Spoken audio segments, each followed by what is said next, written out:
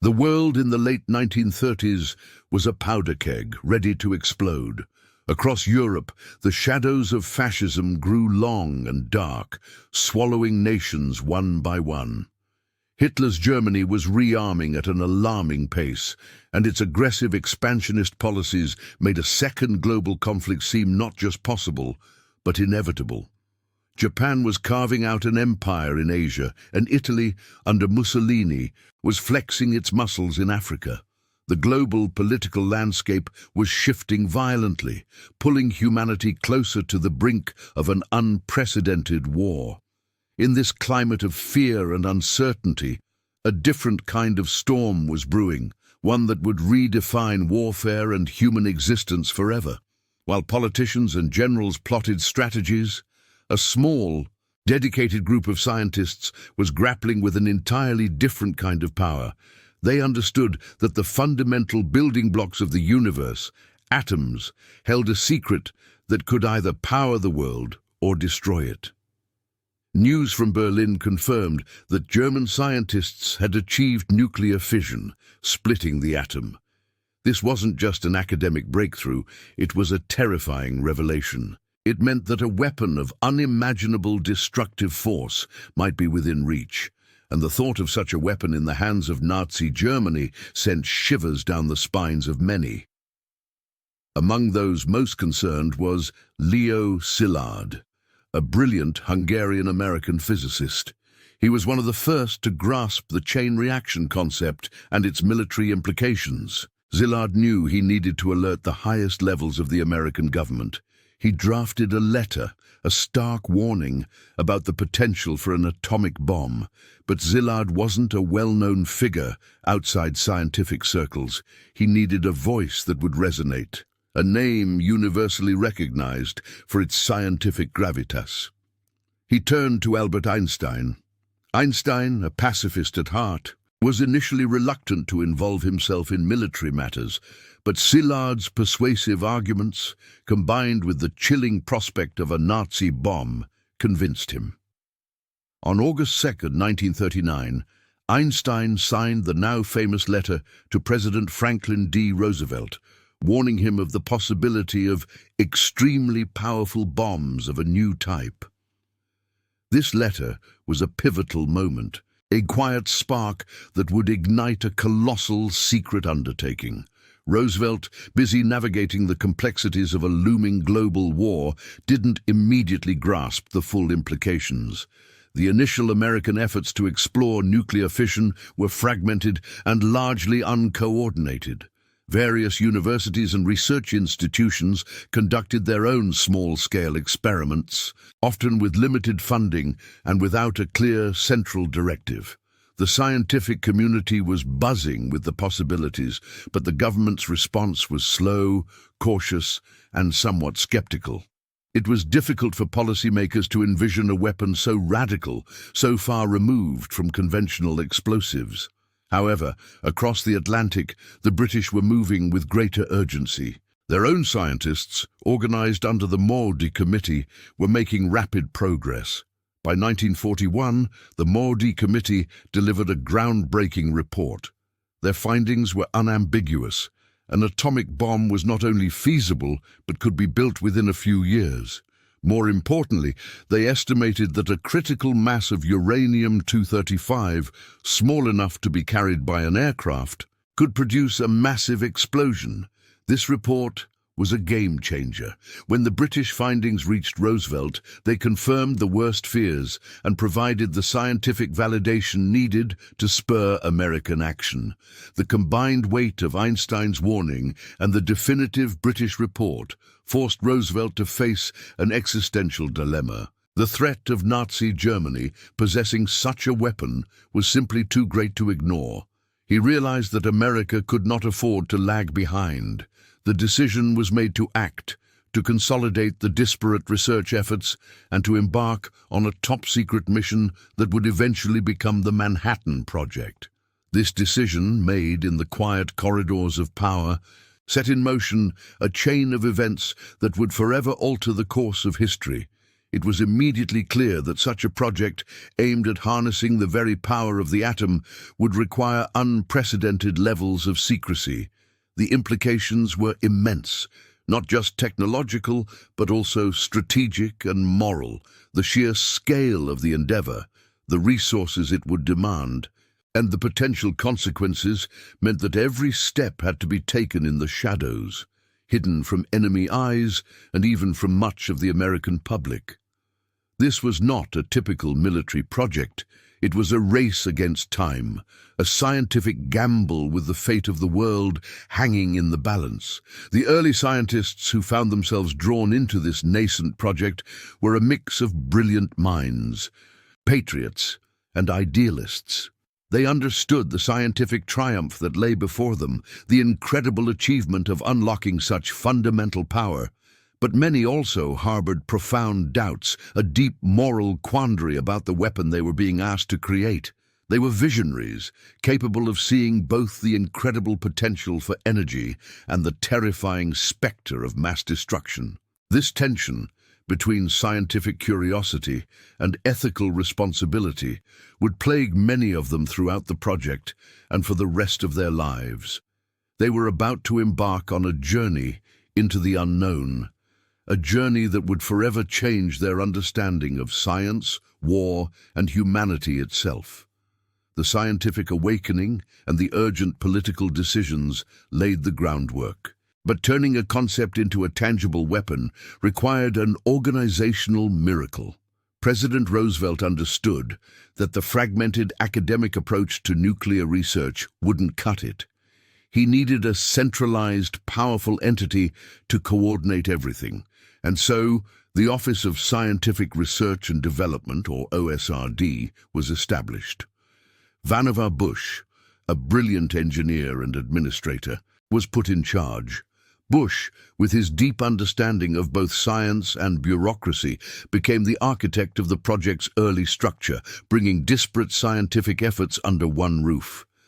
He saw the need for military involvement, not just for security, but for the sheer logistical muscle required. This is where General Leslie Groves entered the picture, a man whose name would become synonymous with the Manhattan Project.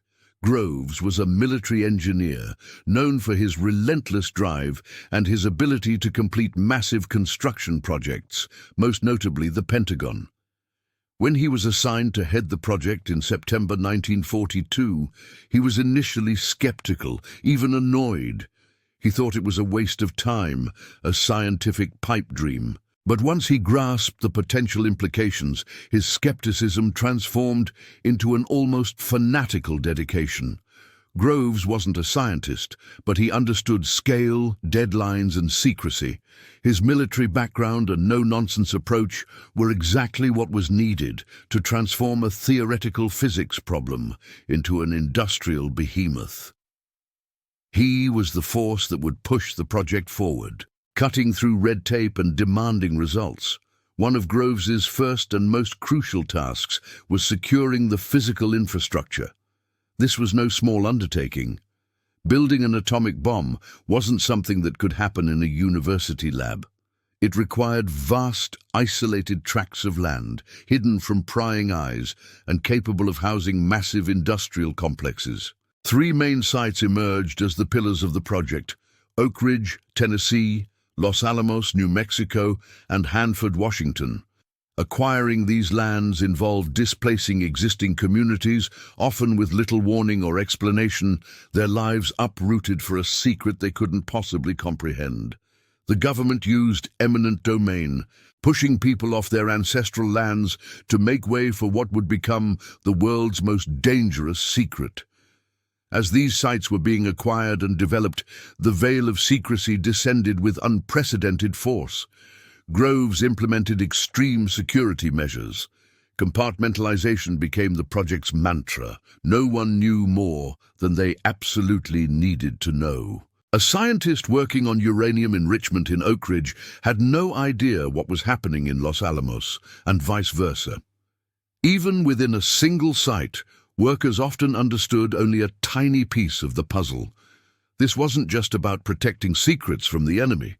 It was about protecting the project from itself, ensuring that no single leak could compromise the entire effort. A new, secret world was being constructed piece by hidden piece. The project also needed brains, the very best minds available. Groves and his scientific directors embarked on a desperate search for top physicists, chemists, engineers, and mathematicians. They scoured universities, research institutions, and even brought in talent from allied countries. The allure of contributing to the war effort was a powerful motivator, drawing brilliant individuals away from their comfortable academic lives and into a world of intense secrecy and pressure. Many were young, idealistic, and eager to use their knowledge to defeat fascism. They were told they were working on a weapon that would end the war. But the exact nature of that weapon remained shrouded in mystery for most. Despite the brilliant minds and the military precision, the early days were chaotic. Assembling such a massive, unprecedented undertaking under extreme secrecy presented immense logistical nightmares. There were shortages of materials, conflicts between military and civilian personnel, and the sheer difficulty of coordinating thousands of people across vast distances, all while maintaining absolute silence. Everything had to be built from scratch. Factories, laboratories, entire cities, all while developing entirely new scientific and engineering processes. It was a race against time, with the fate of the war hanging in the balance, and every day brought new challenges. From a scientific standpoint, two primary paths to achieving nuclear fission were identified: uranium enrichment and plutonium production. Each presented unique and daunting engineering hurdles. Uranium-235, the fissile isotope, makes up less than 1% of natural uranium, meaning vast quantities of ore had to be processed to separate it. Plutonium, on the other hand, doesn't exist naturally in significant amounts. It had to be bred in nuclear reactors from uranium-238. These two distinct challenges led to the creation of separate massive industrial complexes, each dedicated to mastering its own incredibly complex process, all under the watchful, demanding eye of General Groves. The stage was set for an industrial and scientific effort unlike anything the world had ever seen. The stage was set for an industrial and scientific effort unlike anything the world had ever seen. One of the most astonishing manifestations of this effort was the rapid construction of Oak Ridge, Tennessee. This secret city, born almost overnight, swelled to a population of over 75,000 inhabitants. Its purpose was singular and immense: to serve as the primary site for uranium enrichment, the process of extracting the scarce U-235 isotope from natural uranium. Before the project, Oak Ridge was mostly farmland, a quiet corner of rural America. In a matter of months, it became a bustling metropolis, complete with housing, schools, shops, and hospitals, all built from the ground up to support the massive industrial undertaking. The challenge of enriching uranium was monumental. One of the key methods developed was electromagnetic separation, utilizing devices called calutrons. These massive machines, essentially giant magnets, were designed to separate uranium isotopes by bending their paths in a magnetic field. The lighter U-235 atoms would bend more sharply than the heavier U-238 atoms, allowing them to be collected separately. The scale of this operation was staggering. Hundreds of calutrons were built and operated in enormous facilities known as Y-12. They consumed vast amounts of electricity, so much that the Tennessee Valley Authority had to divert a significant portion of its power grid to Oak Ridge. The energy requirements were immense, a testament to the sheer industrial might being brought to bear on this single, secret objective. Parallel to the calutron effort, two other equally complex methods for uranium enrichment were pursued. One was gaseous diffusion, which involved converting uranium into a gas, uranium hexafluoride, and then forcing it through thousands of porous barriers. The lighter U-235 gas molecules would pass through slightly faster than the heavier U-238 molecules, gradually increasing the concentration of U-235. This process took place in the K-25 plant, a colossal U-shaped building that at the time was the largest building under one roof in the world. Its construction was an engineering marvel. The other method was thermal diffusion, housed in the S-50 plant. This technique used heat to separate isotopes in a liquid solution, though it proved less efficient than the calotrons or gaseous diffusion for the final stages of enrichment. The pursuit of these multiple paths showcased the project's urgency and its willingness to explore every possible avenue to success. The workforce of Oak Ridge was as diverse as it was vast. Scientists, engineers, technicians, and thousands of laborers poured into the site from all corners of the country. Many were young women, often recruited from rural areas, who were put to work operating the complex machinery, including the calutrons. These operators, sometimes called calutron girls, were given specific instructions, but had no idea they were separating uranium isotopes for an atomic bomb. They were told they were separating samples for the war effort. The social dynamics of this secret city were unique.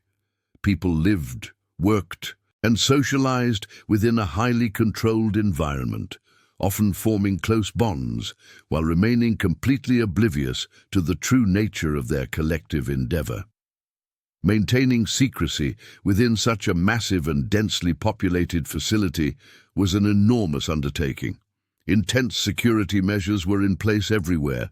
Fences, guard towers, and armed patrols were constant reminders that this was no ordinary town.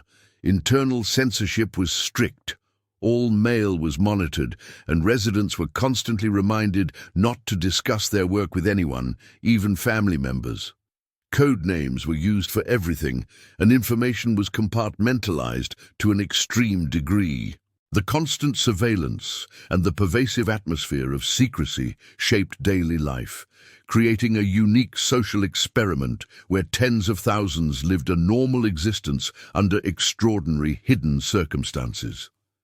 The sheer scale of production at Oak Ridge was breathtaking. Producing even small amounts of highly enriched uranium required processing vast quantities of raw material and expending incredible amounts of energy. The plants operated 24 hours a day, 7 days a week, a relentless industrial engine fueled by the urgency of war. Every gram of enriched uranium was precious, and the efficiency of the separation processes was constantly being refined. This massive industrial effort underscored the immense resources the United States was willing to commit to this unprecedented project, demonstrating a level of national mobilization rarely seen in history. However, this massive industrial undertaking came with an environmental cost, one that was largely unaddressed at the time. The processes involved in uranium enrichment, particularly the use of dangerous chemicals and the handling of radioactive materials, generated significant waste. Little was known or understood about the long-term effects of these materials. Waste products were often disposed of in ways that would be considered unacceptable today, leading to early, unexamined environmental consequences. The immediate goal of winning the war overshadowed concerns about ecological impact, leaving a complex legacy for future generations to contend with. Oak Ridge was a city built on secrecy and scientific ambition, a testament to human ingenuity, but also a stark reminder of the trade-offs made in the pursuit of ultimate power. The focus now shifted to another remote, isolated location. This time, in the vast wilderness of Washington state, Hanford was chosen for a very different, yet equally critical task: the production of plutonium. Its selection was no accident. The site offered vast expanses of sparsely populated land, far from major cities, which was essential for the safety and secrecy of nuclear operations. More importantly, it had access to an abundant water source, the Columbia River. This river would be vital for cooling the massive nuclear reactors required to produce plutonium, a process that generated immense heat. The rapid development of Hanford was a testament to the project's relentless pace, transforming a quiet agricultural region into an industrial behemoth almost overnight. At Hanford, the project embarked on a new frontier: the design, construction, and operation of the world's first large-scale nuclear reactors. These weren't power plants in the modern sense, but rather piles, specifically engineered to breed plutonium from uranium. The B and D piles, as they were known, were gargantuan structures, intricate assemblies of graphite blocks, uranium slugs, and cooling tubes. Their purpose was to sustain a controlled nuclear chain reaction, converting uranium-238 into plutonium-239. Building these reactors was an unprecedented engineering challenge. There was no existing blueprint, no prior experience with anything on this scale. Every step, from the purity of the graphite to the design of the cooling system, was a leap into the unknown, driven by intense scientific calculation and sheer determination. Once the uranium fuel rods were irradiated in the reactors, they contained trace amounts of the newly formed plutonium. The next challenge was to extract this plutonium, a task that proved to be incredibly complex and dangerous. This involved a series of intricate chemical separation processes, often referred to as the bismuth phosphate process. The irradiated fuel rods, intensely radioactive, were dissolved in strong acids, and then plutonium was chemically precipitated out. This was not a simple laboratory procedure. It was an industrial-scale operation conducted in massive shielded canyons by remote control to protect workers from lethal radiation. The precision required to separate mere grams of plutonium from tons of highly radioactive waste was astounding, pushing the boundaries of chemical engineering. Working with such highly radioactive materials meant confronting the dangers of radiation exposure head-on. At the beginning of the project, understanding of radiation's long-term effects was rudimentary at best. Scientists and engineers at Hanford were essentially pioneering the field of radiation safety, often learning through trial and error. Elaborate shielding, remote handling equipment, and strict protocols were developed to minimize exposure. Yet, despite these precautions, many workers received significant doses of radiation. The constant monitoring of personnel, the use of film badges to track exposure, and the establishment of medical clinics specifically for radiation-related ailments underscored the inherent risks. It was a stark reminder that they were working with forces previously unknown to humanity, with potentially devastating consequences for human health.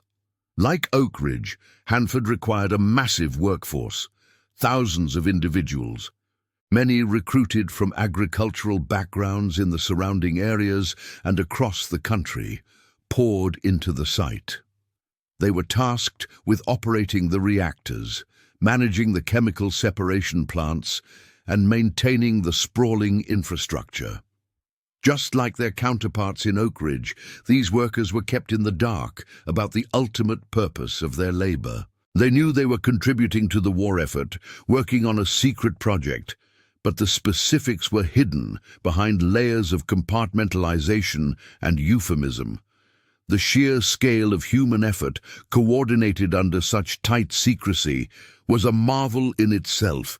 The entire Hanford site was an engineering marvel.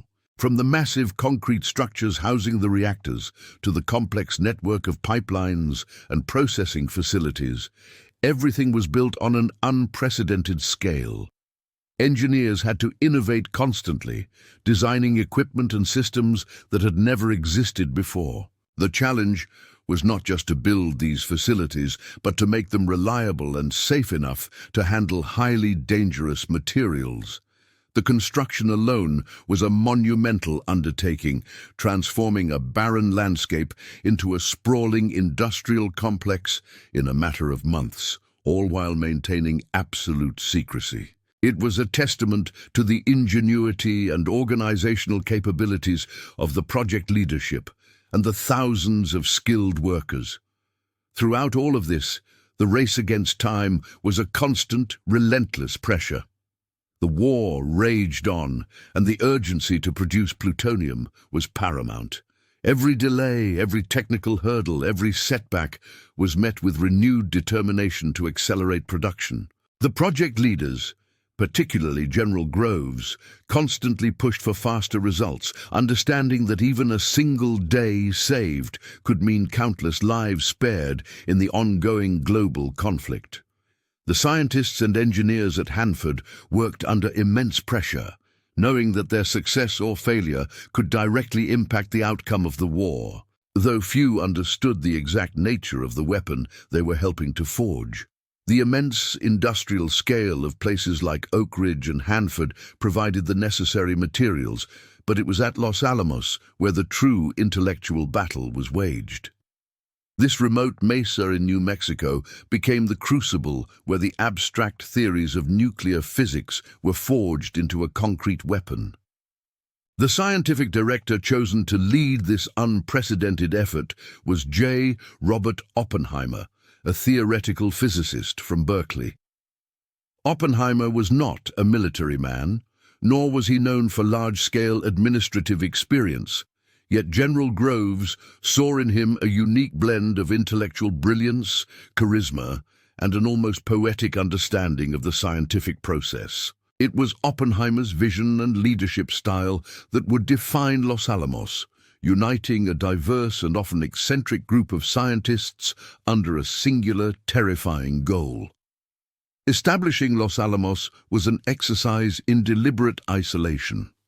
The site, a former boys' ranch school high on a mesa, was chosen specifically for its remoteness and natural defenses. It was far enough from major population centers to maintain secrecy and minimize risk, yet accessible enough to transport personnel and materials. The transformation of this quiet school into a sprawling, top-secret laboratory happened with astonishing speed.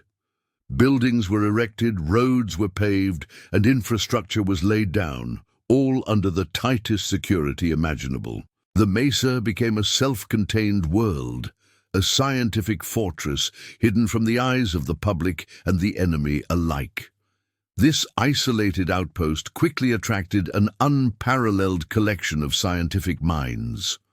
Oppenheimer, with his vast network and reputation, managed to persuade many of the world's leading physicists, chemists, and mathematicians to join the project. Nobel laureates worked alongside brilliant young researchers, all drawn by the urgency of the war and the intellectual challenge of a lifetime. They came from universities across America and from Europe, refugees from Nazi oppression among them, all converging on this secret site. This brain trust included figures like Hans Bethe, Enrico Fermi, Richard Feynman, and Edward Teller, each contributing their unique genius to the complex problem of designing an atomic bomb. The atmosphere was one of intense intellectual ferment, fueled by long hours, passionate debates, and the shared understanding of the monumental task before them. Their primary mission was nothing less than designing the actual atomic weapons. This involved tackling the theoretical and experimental challenges of creating two distinct types of bombs. The first was the uranium little boy gun-type bomb, which was relatively simpler in concept. It involved firing one subcritical piece of uranium-235 into another to create a critical mass, initiating a chain reaction. The second, and far more complex, was the plutonium Fat Man implosion device. Plutonium, unlike uranium, was highly reactive and could not be assembled using the gun-type method without pre-detonation. The implosion problem for the plutonium bomb became the most formidable scientific and engineering challenge at Los Alamos. To work, the plutonium core had to be compressed uniformly and symmetrically to many times its original density. This required a perfectly synchronized explosion of conventional high explosives around a spherical plutonium core. The slightest imperfection in the implosion would cause the plutonium to squirt out rather than compress, resulting in a fizzle instead of a full nuclear detonation. Scientists and engineers spent countless hours designing, testing and refining the intricate lens system of explosives needed to achieve this precise spherical compression. It was a problem that pushed the boundaries of physics, metallurgy, and explosives technology. Life on the mesa at Los Alamos was unique. It was a community of brilliant minds, many with their families, living in relative isolation. Despite the incredible pressure and secrecy, a makeshift community emerged. There were schools for the children, social clubs, and recreational activities, all designed to maintain some semblance of normalcy for the residents. Yet beneath the surface of this seemingly ordinary town, extraordinary science was being conducted. The scientists, often working around the clock, shared meals, ideas, and anxieties. Friendships formed, rivalries simmered, and the intellectual energy was palpable. The isolation fostered a strong sense of camaraderie, but also a deep awareness of their shared, secret burden. Given the nature of the work, espionage and security at Los Alamos were paramount concerns. The project leaders were acutely aware of the potential for enemy agents to infiltrate the site, or for information to leak. Security protocols were rigorous, bordering on intrusive. All mail was censored, phone calls were monitored, and movements in and out of the mesa were tightly controlled. Workers were encouraged to report any suspicious behavior, and compartmentalization of information was enforced with an iron fist. Few individuals had access to the full scope of the project. Most knew only their small piece of the puzzle. Despite these extreme measures, the project was not entirely free from espionage, as later revelations would show. The constant vigilance was a stark reminder that the stakes were incredibly high, and the secrets they held could change the course of human history. The immense scientific and logistical challenges of the Manhattan Project were only part of the story. Beneath the layers of secrecy and urgency lay the human element, the lives of over 130 Zauzuzanand individuals whose fates became intertwined with the project. For many of the brilliant scientists assembled, the work presented a profound moral dilemma. They were driven by patriotism, by the intellectual thrill of pushing the boundaries of physics, and by the desperate race against Nazi Germany. Yet, as the project progressed and the destructive power of the atomic bomb became clearer, many began to grapple with the ethical implications of their creation. They understood that they were not just building a weapon of war, but something that could fundamentally alter humanity's future. Conversations in hushed tones, late-night debates, and personal reflections often revolved around the potential for mass destruction and the moral responsibility that came with such power. These were not easy questions, and there were no simple answers. Their struggles highlighted the complex relationship between scientific progress and ethical considerations, a tension that would continue long after the war ended.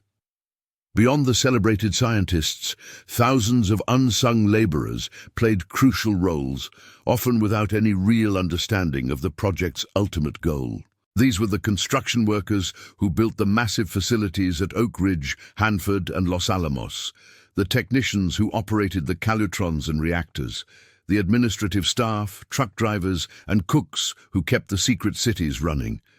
They came from all walks of life, drawn by the promise of good wages and contributing to the war effort, even if they didn't know exactly what the war effort entailed in their specific context.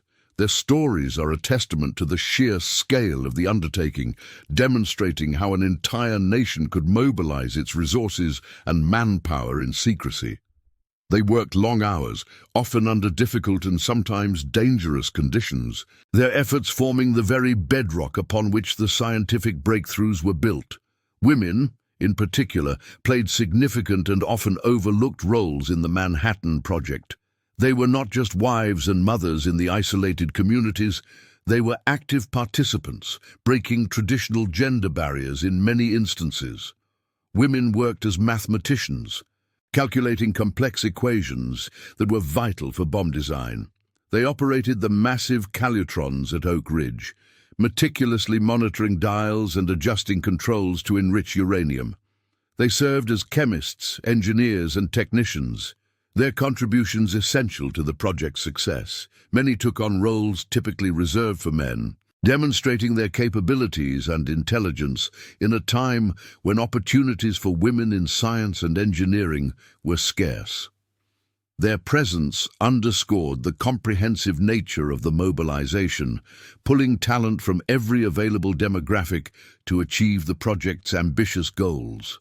The project also saw the involvement of African Americans and other minority groups, though their experiences were often shaped by the pervasive segregation of the 1940s. While the project itself was a national effort, it did not entirely transcend the societal norms of the era. Many African Americans worked in labor-intensive roles, often housed in segregated facilities, particularly in the southern sites like Oak Ridge. Despite these discriminatory practices, their contributions were vital. They helped build the infrastructure, transport materials, and maintain operations, playing an undeniable part in the overall success. The project, in its urgent need for manpower, drew from all available pools, creating a diverse workforce even within a segregated system, highlighting both the nation's capacity for unity and its inherent contradictions. Maintaining family life and fostering a sense of community within these highly secretive and controlled environments presented unique challenges. At Los Alamos, for instance, families lived together on the mesa, creating a strange blend of suburban normalcy and wartime secrecy. Children attended schools where their parents' work was never discussed, and residents learned to live with censored mail and monitored communications. Spouses often knew only vague details about their partner's work, leading to a strange sense of shared experience mixed with individual isolation. Despite these constraints, people formed friendships, celebrated holidays, and created a semblance of ordinary life. These communities, however artificial, became vital support systems for those living under constant pressure and profound secrecy. The psychological toll on individuals involved, from the top scientists to the rank-and-file laborers, was considerable. The stress of the urgent wartime mission, the isolation of the secret sites, and the sheer scale of the unknown created an environment of intense pressure. Scientists grappled with the weight of their discoveries, knowing the destructive potential they were unleashing. Workers, though often unaware of the full scope, still felt the intensity of the project and the strict security measures. The constant need for secrecy meant that personal relationships were often strained, as individuals couldn't share the defining experiences of their daily lives with outsiders, or even fully with those closest to them. This isolation, combined with the high stakes, contributed to a unique form of psychological burden. The legacy of this intense culture of secrecy impacted personal relationships and had long-term psychological effects on many individuals involved. After the war, many found it difficult to talk about their experiences, even with family members, due to the lingering habits of compartmentalization and the oaths of secrecy they had taken. This silence often led to a sense of isolation and an inability to process the profound events they had been part of. For some, the weight of their involvement, especially after the bombs were used, led to years of introspection and advocacy. The veil of secrecy, while crucial for the project's success during the war, left a lasting imprint on the lives of those who lived beneath it, shaping their post-war experiences and contributing to a complex, often unspoken personal history. The global conflict raged on, and as the Manhattan Project accelerated its work, the fear of what Germany might be developing loomed large. Allied intelligence-gathering efforts became intense, focusing specifically on any signs of a Nazi atomic research program. One of the most significant endeavors was the Alsos mission, a specialized unit of scientists and military personnel whose primary task was to follow Allied troops into newly liberated territories to seize German nuclear materials, documents, and scientists. The constant worry was that Hitler's regime might be close to unlocking the secrets of atomic power, a terrifying prospect that drove much of the urgency behind the American effort. Reports, sometimes exaggerated, of German progress fueled this anxiety, making every piece of intelligence crucial. A critical blow to any potential German atomic program came not from direct military action, but from a series of daring sabotage operations. The most famous of these was the Norwegian heavy water sabotage. Heavy water was a vital component for certain types of nuclear reactors, and Germany had been producing it at a plant in Vemork, Norway. British intelligence, working with the Norwegian resistance, orchestrated several missions to destroy this facility. These operations, often involving small teams of highly trained commandos enduring extreme conditions, successfully disrupted heavy water production, setting back German efforts significantly. These acts of sabotage were seen as crucial in denying the Nazis a path to atomic weapons, and their success provided a measure of relief to Allied planners who feared a German breakthrough.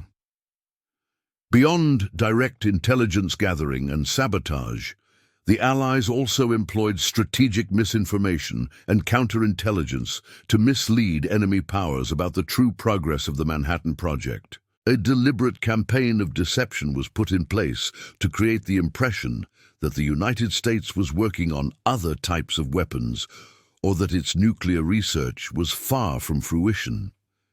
This involved planting false leads, carefully controlling information leaks, and maintaining an impenetrable veil of secrecy around the project's real goals. The aim was to prevent Germany and later Japan from understanding the true nature and scale of the American atomic effort, thereby denying them any strategic advantage or the motivation to accelerate their own programs. This complex web of secrecy ensured that the enemy remained largely in the dark. As the war progressed and Germany's defeat became increasingly imminent, the strategic focus of the bomb's potential use began to shift. Initially conceived as a deterrent or a weapon against Nazi Germany, the rapid collapse of the Third Reich meant that the primary target for the atomic bomb increasingly became Japan. The war in Europe concluded in May 1945, but the Pacific theater remained locked in brutal and protracted fighting. This change in focus was a significant turning point, redirecting the immense effort of the Manhattan Project towards a new, equally urgent objective. The scientific and military leadership began to concentrate their thoughts and plans on how the atomic weapon might be deployed against the Japanese Empire. The urgency of the Pacific War was a driving force behind this shift. The fighting had been characterized by particularly ferocious resistance from Japanese forces, often resulting in extremely high casualty rates for Allied troops. Battles like Iwo Jima and Okinawa had shown the immense human cost of island hopping and reinforced the belief that a full-scale invasion of mainland Japan would be a catastrophic undertaking, potentially costing millions of lives on both sides. The prospect of such a costly invasion fueled the desire for any weapon that could bring about a decisive and swift end to the conflict. The atomic bomb, with its unprecedented destructive power, began to be seen by many as that potential solution, a way to avoid the horrors of a prolonged ground war. Amidst this growing urgency, the ethical debates surrounding the use of such a weapon intensified among scientists and policymakers. Many of the scientists who had worked tirelessly on the project began to grapple with the moral implications of unleashing such a devastating force, particularly against civilian populations. Discussions arose about whether a demonstration bomb could be used to persuade Japan to surrender without causing mass casualties, or if the sheer shock value of a surprise attack was necessary. These were not easy conversations, and they highlighted the profound moral quandary inherent in creating a weapon of such immense power. The scientists, perhaps more than anyone, understood the true destructive potential they had helped to create. Adding to the pressure was the immense political burden on President Truman. Having only recently assumed the presidency after Roosevelt's sudden death, Truman inherited the war and the secret of the atomic bomb. He faced the monumental task of ending the war quickly to save American lives and prevent further bloodshed. The public was weary of war, and the desire for a swift resolution was overwhelming. Truman was advised by military leaders that an invasion of Japan would be extremely costly. This political pressure, combined with the military's assessment of an invasion, weighed heavily on the new president, pushing him towards considering the atomic bomb as a viable, albeit terrifying, option to achieve a rapid end to the global conflict.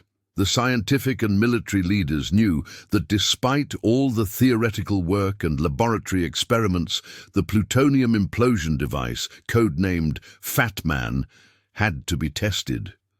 This wasn't just about proving the bomb would work, it was about understanding its immense power, measuring its yield, and gaining crucial data for its eventual deployment. The uranium little boy bomb, which relied on a simpler gun-type mechanism, was deemed reliable enough not to require a test, but the implosion design was far more complex and had never been attempted on this scale. The stakes were incredibly high. Failure of the test would mean not only a massive waste of resources, but also a significant setback in the race to end the war. Finding the perfect location for such an unprecedented experiment was another critical task.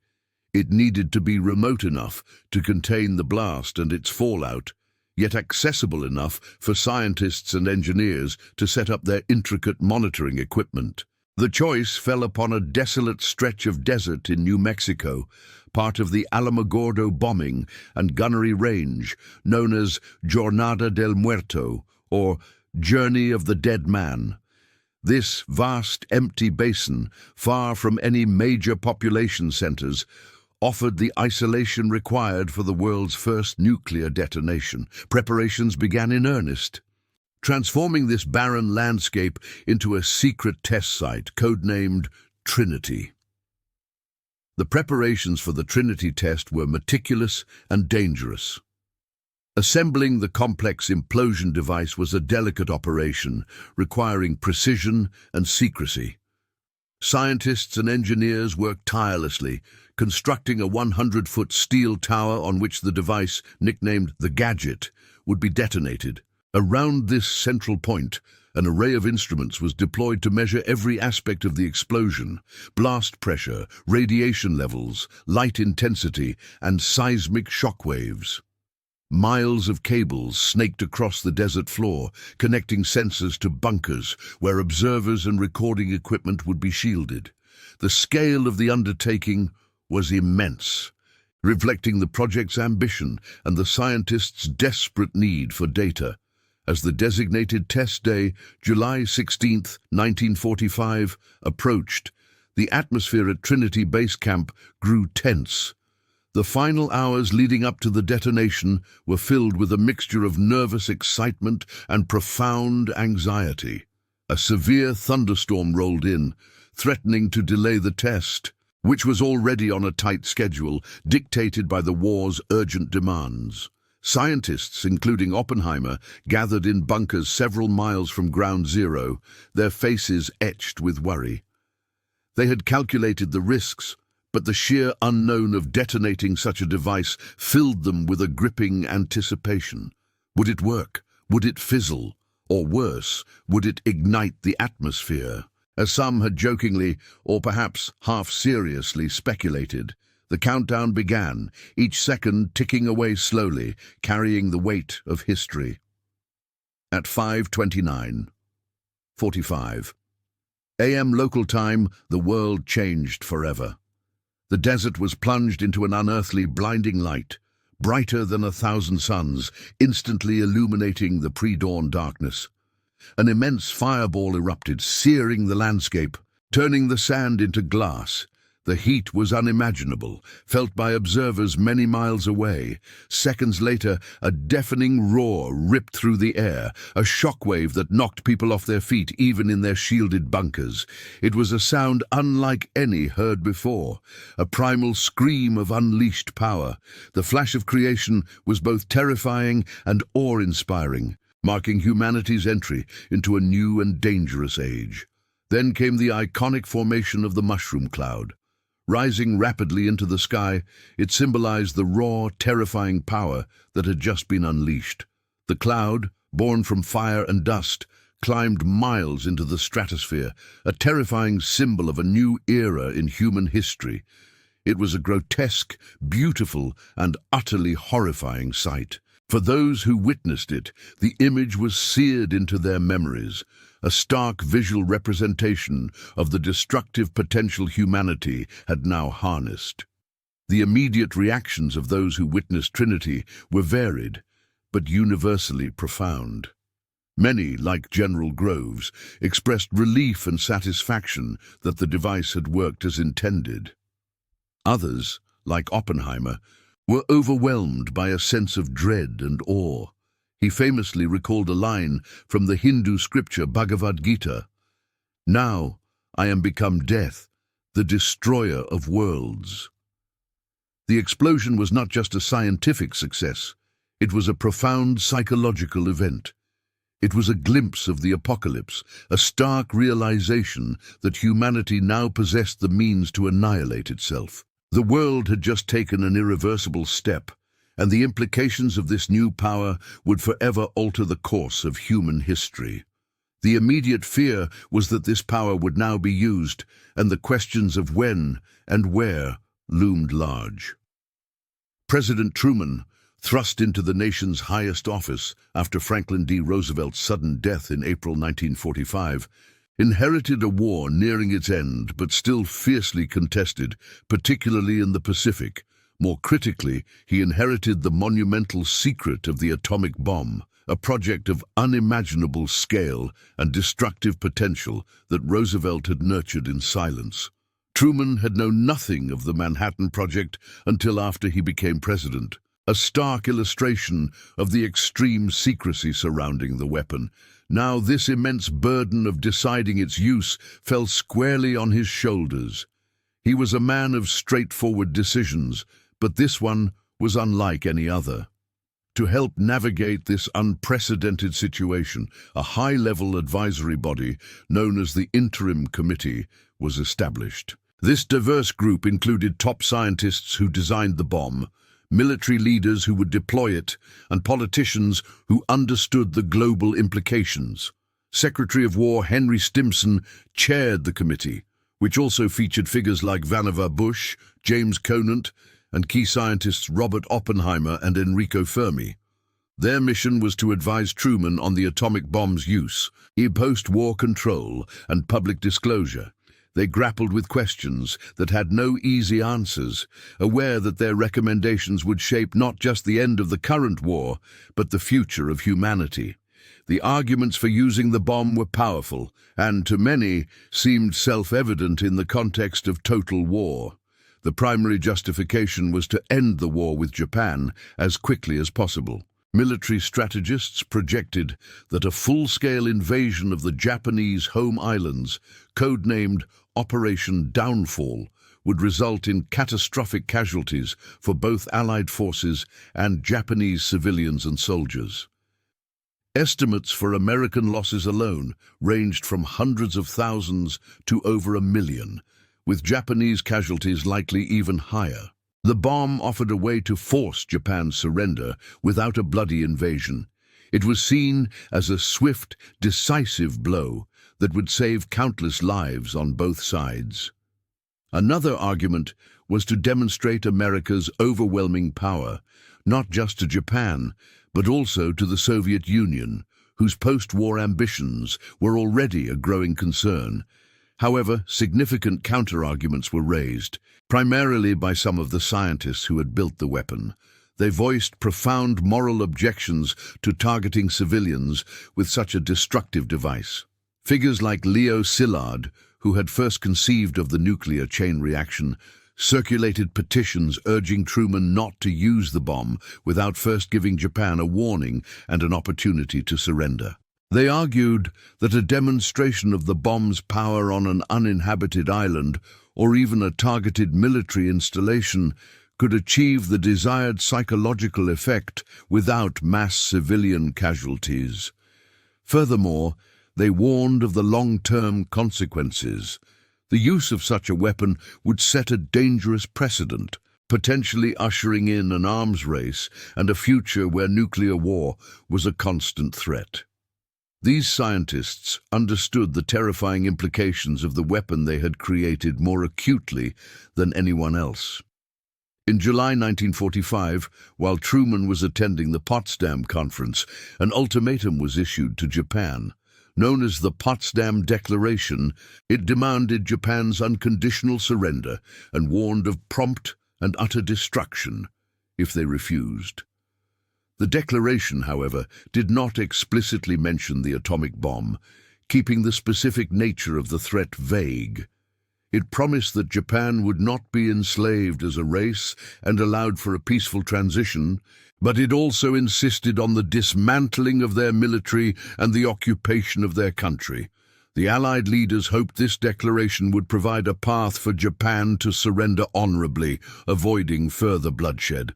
Despite the dire warning, Japan's leadership, still dominated by a militaristic faction, officially rejected the Potsdam Declaration. They saw it as an unacceptable demand for unconditional surrender that would strip the emperor of his divine authority and potentially lead to his prosecution as a war criminal. The Japanese government chose to ignore the ultimatum, dismissing it as unworthy of public notice. This refusal solidified the decision to proceed with military action, including the use of the atomic bomb. For Truman and his advisors, Japan's rejection left little room for alternative solutions, especially with the projected casualty figures for an invasion looming large. The weight of command bore heavily on President Truman. He understood that he was about to unleash a destructive force unlike anything humanity had ever witnessed.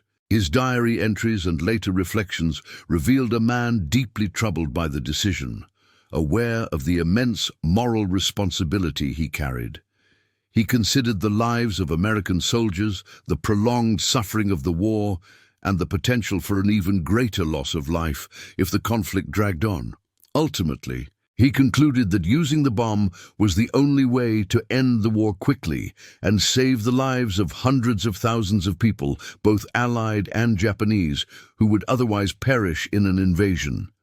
It was a choice made under immense pressure, with imperfect information and with the full understanding that it would forever change the world.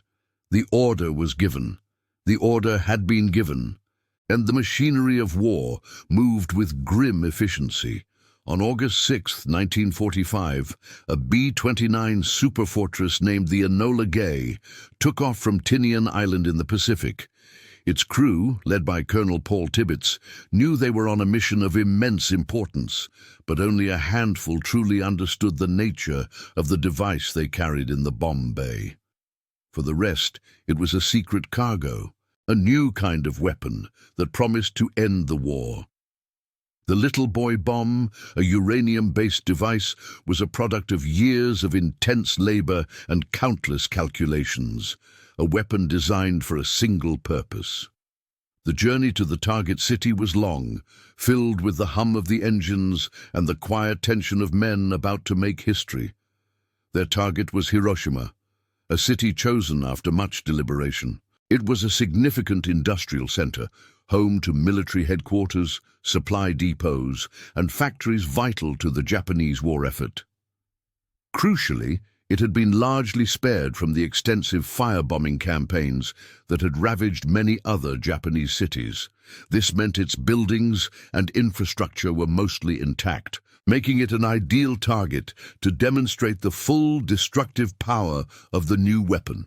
The clear skies over Hiroshima that morning sealed its fate. The city's residents went about their daily lives unaware of the terrifying future moments away.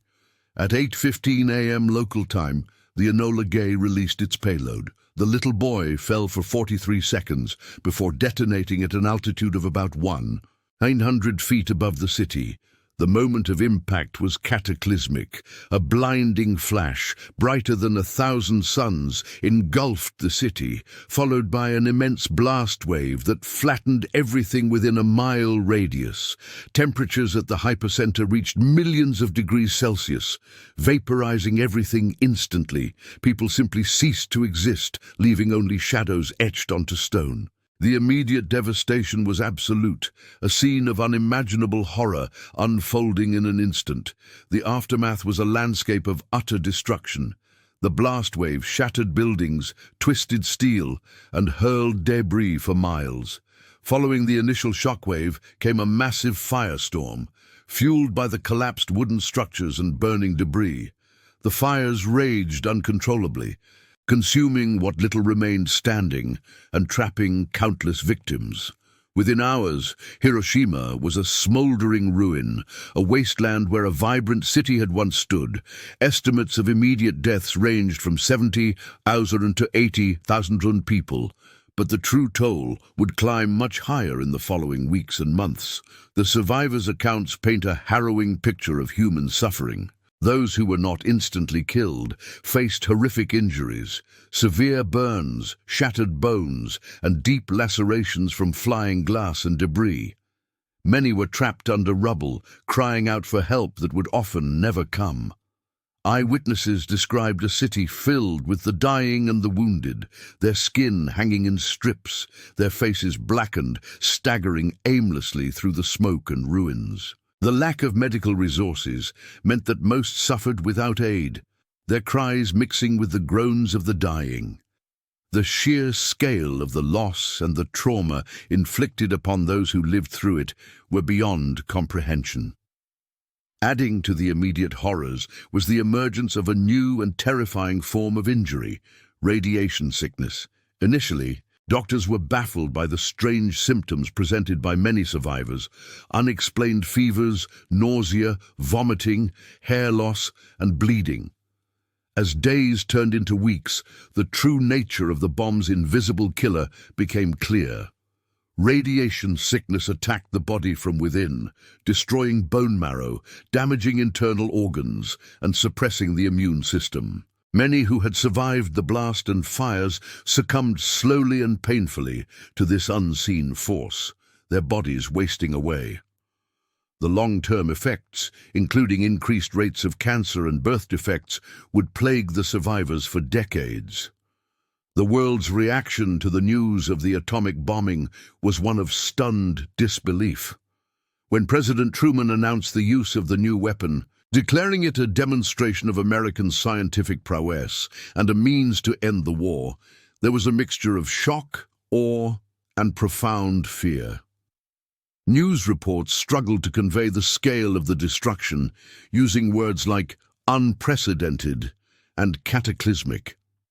While some saw it as a necessary evil, a swift end to a brutal war, others immediately recognized the terrifying implications for humanity. A new age had dawned, an age where mankind possessed the power to destroy itself, and the world wrestled with the moral and ethical questions that the mushroom cloud had so starkly posed. The world was still reeling from the news of Hiroshima when just 3 days later, on August 9, 1945, the United States deployed a second atomic bomb.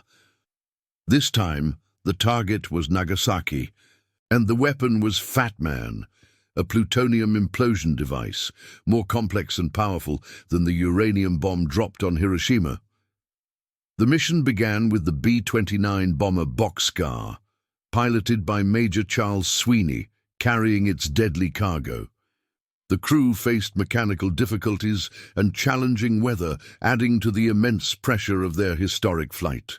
The intent was to deliver a crushing blow that would force Japan's immediate surrender, preventing further bloodshed from a protracted invasion. The primary target for the second bombing mission was the city of Kokura, a large industrial center with extensive armaments factories. However, as Boxcar approached Kokura, thick clouds obscured the city, making a visual target impossible. Strict orders dictated that the bomb could only be dropped visually to ensure accuracy and avoid civilian casualties in unintended areas, though the definition of civilian was already being stretched to its limits. After circling for some time and running low on fuel, Sweeney made the critical decision to divert to the secondary target, Nagasaki. This city, while also possessing significant industrial and military targets, was nestled in valleys, which would ultimately contain some of the blast's immediate devastation, but also funnel its destructive power. At 11:02 a.m. local time, the Fat Man bomb detonated over Nagasaki.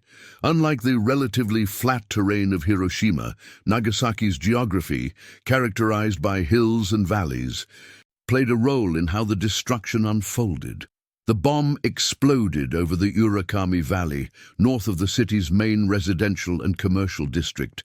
This meant that while the valley itself was obliterated, the hills provided some shielding to parts of the city center.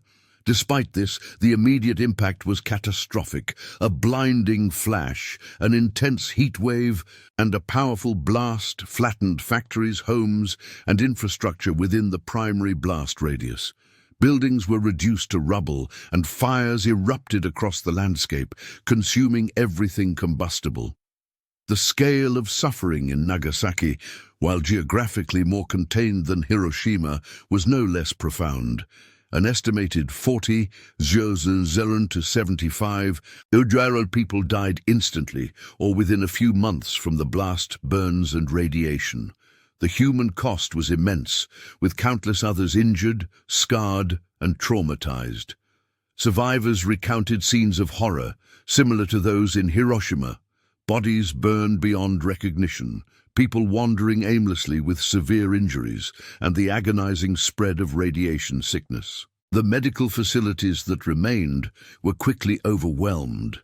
Doctors and nurses, many of whom were injured themselves, worked tirelessly with minimal supplies, facing an unprecedented wave of human suffering. The psychological scars on those who lived through it would last a lifetime, shaping their memories and their understanding of humanity's destructive capabilities. The two atomic bombings, coupled with the Soviet Union's declaration of war against Japan and its swift invasion of Manchuria, created an unbearable pressure on the Japanese leadership. For months, factions within the Japanese government had been debating surrender, but hardliners had resisted. The Emperor Hirohito, who had previously remained largely ceremonial, intervened directly in the decision-making process. He recognized that continued resistance would only lead to the complete annihilation of the Japanese people and nation. Faced with the unprecedented destruction and the collapse of their military position, Japan finally decided to accept the terms of the Potsdam Declaration, albeit with the crucial condition that the emperor's status would be preserved. On August 15, 1945, Emperor Hirohito announced Japan's unconditional surrender in a radio broadcast, a voice many Japanese people were hearing for the first time. This historic announcement marked the end of World War II, the deadliest conflict in human history. The formal signing of the surrender documents took place on September 2, 1945, aboard the USS Missouri in Tokyo Bay, attended by representatives from the Allied powers and Japan. The war that had engulfed the globe for 6 long years, claiming tens of millions of lives, was finally over. The world breathed a collective sigh of relief, but also grappled with the terrifying new reality ushered in by the atomic age. Even as the war ended, the debates about the necessity and morality of using the atomic bombs began, and they have persisted to this day.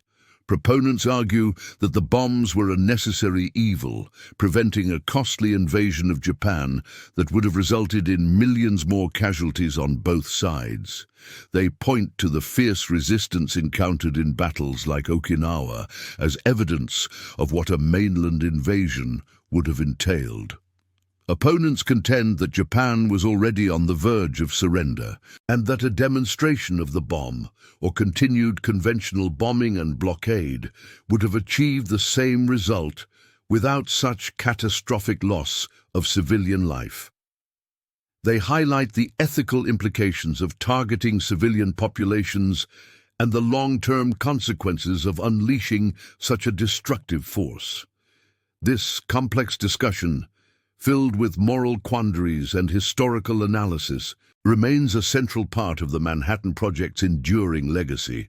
The world, still reeling from the devastation of World War II, found itself abruptly thrust into a new era, one fundamentally reshaped by the events of August 1945.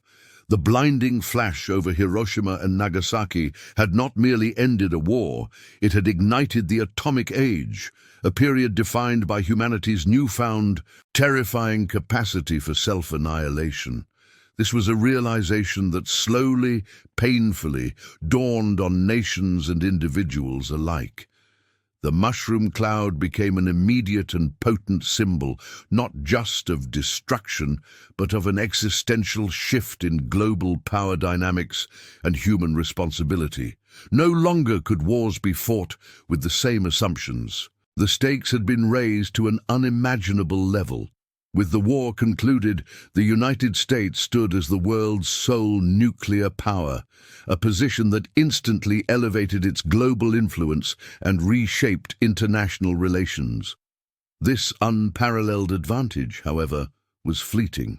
The immediate shift in geopolitical dynamics was stark. Nations that had been allies against a common enemy now viewed each other through a new lens of suspicion and strategic calculation. The American monopoly on atomic weaponry created an imbalance that other major powers, particularly the Soviet Union, could not tolerate. This imbalance became the fertile ground for future conflicts, not fought with bombs, but with ideologies, proxy wars, and the constant threat of nuclear annihilation. Indeed, the Soviet Union's response was swift and determined. Already suspicious of Western intentions, especially after the delays in opening a second front in Europe during the war, Soviet leadership saw the atomic bomb as a direct threat to their security and global standing. Joseph Stalin, despite being informed about the Trinity test by Truman at Potsdam, had already initiated his own accelerated atomic program. Soviet scientists, some with assistance from espionage within the Manhattan Project, worked relentlessly to catch up. The race to develop their own nuclear weapons became an urgent national priority, driven by a desire to counter American nuclear hegemony and ensure their own survival in this new, dangerous world. The arms race, which would define much of the latter half of the 20th century, was truly born in these immediate post-war years. The atomic bomb, therefore, was not merely a weapon that ended World War II, it was a foundational element of the Cold War. Its existence shaped international relations for decades, creating a bipolar world order where two superpowers, armed with weapons of unimaginable destruction, engaged in a tense standoff. Every diplomatic move, every geopolitical maneuver was viewed through the prism of nuclear capability. The threat of mutual assured destruction, while terrifying, paradoxically maintained a fragile peace, as neither side dared to initiate a direct military confrontation that could escalate into a nuclear holocaust. The shadow of the bomb loomed large over every international decision, influencing alliances, economic policies, and cultural narratives. Many of the scientists who had worked tirelessly on the Manhattan Project, driven by a desire to defeat Nazi Germany, found themselves grappling with profound regret and moral anguish in the aftermath. They had unleashed a power they could barely comprehend, and the sight of Hiroshima and Nagasaki, even from afar, weighed heavily on their consciences. Figures like J. Robert Oppenheimer, Leo Szilard, and others became vocal advocates for nuclear disarmament and the international control of atomic energy. They understood the catastrophic potential of their creation better than anyone and felt a moral imperative to warn the world and work towards preventing its future use. Their advocacy, however, often clashed with the political and military realities of the emerging Cold War. In response to the terrifying new reality, international bodies and initiatives were established with the aim of controlling nuclear technology and preventing proliferation.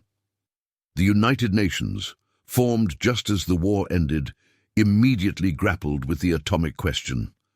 Proposals for international control of atomic energy, like the Baruch Plan, were put forth, envisioning a world where no single nation possessed nuclear weapons. However, the deep mistrust between the United States and the Soviet Union, combined with differing visions for global security, ultimately thwarted these early attempts. The failure to establish effective international control paved the way for the arms race and the eventual spread of nuclear weapons to other nations. As the decades passed, the extreme secrecy that had shrouded the Manhattan Project began to unravel piece by piece. Through gradual declassification of project documents, memoirs of those involved, and historical research, more details about its inner workings, its scientific triumphs, and its human stories came to light. The public gained a deeper understanding of the immense scale of the undertaking, the brilliant minds involved, and the sacrifices made. This slow unveiling of information allowed for more comprehensive historical analysis, but also fueled the ongoing debates about the project's necessity, its ethical implications, and its lasting legacy on humanity. The world began to truly grasp the complexity of what 130,000 people had secretly built. The Manhattan Project, born of war and shrouded in secrecy, left a profound and complex legacy that extended far beyond its immediate military objective. One of its most striking, yet often overlooked aspects was the explosion of scientific and technological innovation it spurred. The sheer scale of the engineering and scientific problems tackled during the project forced breakthroughs in countless fields. Advances in metallurgy were essential for handling novel radioactive materials. High-speed computing, though rudimentary by today's standards, saw rapid development to solve complex physics equations. Vacuum technology, instrumentation, and chemical engineering all leaped forward, driven by the project's insatiable demands.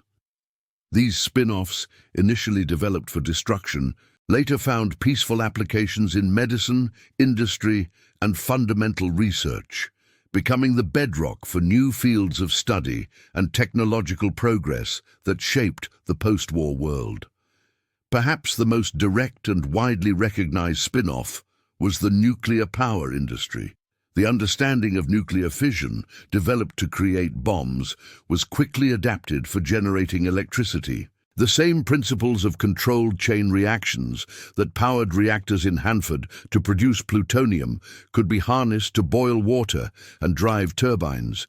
This promised a new, seemingly limitless source of energy, free from reliance on fossil fuels. Nuclear power plants began to emerge globally, offering a vision of clean, abundant energy. However, this promise came with its own set of challenges. Concerns about safety, the disposal of radioactive waste, and the potential for accidents like Chernobyl and Fukushima tempered the initial enthusiasm. The dual nature of nuclear technology, capable of both immense good and catastrophic harm, became a constant reminder of its origins. The project's success also inadvertently fueled the very thing its creators feared: the proliferation of nuclear weapons. The United States' brief monopoly on atomic power quickly ended as the Soviet Union, spurred by espionage and an intense desire to match American might, rapidly developed its own bomb. This ushered in the era of the arms race, a terrifying competition where both superpowers amassed arsenals capable of destroying the world many times over. The technology, once a closely guarded secret, gradually spread to other nations, first to Britain, France and China, and eventually to India, Pakistan, Israel and North Korea. Each new nuclear state raised the stakes, increasing the risks of regional conflicts escalating into global catastrophe. The initial hope that the bomb would end all wars instead created a new kind of perpetual tension, where peace was maintained by the threat of mutually assured destruction. The environmental impact of the Manhattan Project was another significant and often grim part of its legacy. The rapid construction and operation of massive industrial sites like Oak Ridge and Hanford, with little regard for ecological consequences at the time, left behind a toxic inheritance. Large quantities of radioactive waste were produced, often stored improperly or simply dumped, leading to widespread soil and water contamination. The sheer volume of hazardous chemicals used in the separation processes also contributed to environmental damage. Decades later, these sites remained the focus of massive, ongoing cleanup efforts, costing billions of dollars and posing complex engineering and scientific challenges. The project served as an early, stark lesson about the long-term environmental footprint of large-scale industrial and scientific endeavors, particularly those involving such dangerous materials. Beyond the scientific and environmental consequences, the Manhattan Project forced humanity to confront profound ethical and moral questions. The use of the atomic bomb on civilian populations, even in wartime, ignited a debate that continues to this day. Was it justified to save lives by taking even more? What are the limits of scientific responsibility when developing technologies of mass destruction? The project raised fundamental questions about the morality of targeting civilians, the proportionality of force, and the long-term implications of unleashing such destructive power. These questions entered the public consciousness, challenging established notions of warfare and morality and forcing a re-evaluation of humanity's capacity for both creation and annihilation. The atomic bomb and the project that created it also had an undeniable cultural impact. The mushroom cloud became an iconic, terrifying symbol of the new age. It permeated popular culture, influencing art, literature, film, and music. From science fiction stories exploring post-apocalyptic worlds to protest songs against nuclear war, the bomb became a powerful metaphor for human hubris, technological advancement, and existential dread. It shaped a generation's anxieties and hopes, creating a collective consciousness acutely aware of humanity's newfound power to destroy itself. This cultural reflection served as both a warning and a constant reminder of the profound shift that occurred in 1945. Finally, the Manhattan Project left an enduring legacy of lessons learned, and perhaps some unlearned. It showed the incredible power of focused scientific endeavor, demonstrating what could be achieved when vast resources and brilliant minds were directed towards a single, urgent goal. It also highlighted the inherent dangers of such power and the complex interplay between scientific discovery, political decision-making, and moral responsibility. The ongoing debate about its necessity and morality continues to inform discussions about nuclear disarmament, non-proliferation, and the ethical governance of emerging technologies. The project serves as a historical touchstone, a constant reminder of the fine line between progress and peril, and the heavy burden that comes with wielding ultimate power. It forces us to constantly reevaluate what we value and what we are willing to risk in the pursuit of scientific advancement. The continued existence of nuclear weapons, born from the crucible of the Manhattan Project, casts a long, unsettling shadow over humanity's future. The threat of nuclear war remains ever present, a chilling reminder of the destructive power unleashed in 1945. Whether through intentional conflict, miscalculation, or accidental launch, the possibility of a global catastrophe still looms. This persistent danger shapes international relations, drives defense policies, and fuels ongoing debates about security and survival in the atomic age. The technological genie, once out of the bottle, has proven impossible to fully contain, leaving the world in a perpetual state of vigilance. In response to this existential threat, global efforts have focused on non-proliferation. International treaties and diplomatic initiatives aim to prevent the spread of nuclear weapons and materials to more nations. Organizations like the International Atomic Energy Agency work to monitor nuclear programs, ensure peaceful use of atomic energy, and detect any diversion of materials for weapons purposes. These efforts are complex, often fraught with political tensions, and require constant negotiation and commitment from signatory states. Despite these measures, the challenge remains immense, as the desire for nuclear capability sometimes outweighs the commitment to global stability. Modern challenges further complicate the landscape, making the control of nuclear weapons a more intricate problem than ever. The emergence of new nuclear powers, beyond the original five, recognized by the Non-Proliferation Treaty, introduces additional variables into the global security equation. The threat of nuclear terrorism, where non-state actors might acquire and use a nuclear device, adds another terrifying dimension: the complexities of arms control in a multipolar world, where multiple nations possess varying levels of nuclear arsenals and different strategic objectives, demand sophisticated diplomacy and a deep understanding of interconnected global risks. The shadow of the bomb also forces a critical re-examination of the roles of science and ethics in developing and deploying powerful technologies. The Manhattan Project demonstrated the incredible potential of scientific collaboration, but also its capacity for devastating outcomes. This legacy places a heavy responsibility on today's scientists and policymakers. How do we balance scientific curiosity and the pursuit of knowledge with the ethical implications of our discoveries? What safeguards must be in place to prevent future technologies from being misused or leading to unintended consequences? These questions are not confined to nuclear physics, but extend to artificial intelligence, biotechnology, and other rapidly advancing fields, echoing the moral dilemmas faced by Oppenheimer and his colleagues. Remembering the past is crucial for navigating this complex future. It is important to remember not only the scientific triumph of the Manhattan Project, but also the human stories, the sacrifices, the fears, the moral struggles of the 130,000 individuals who built the bomb.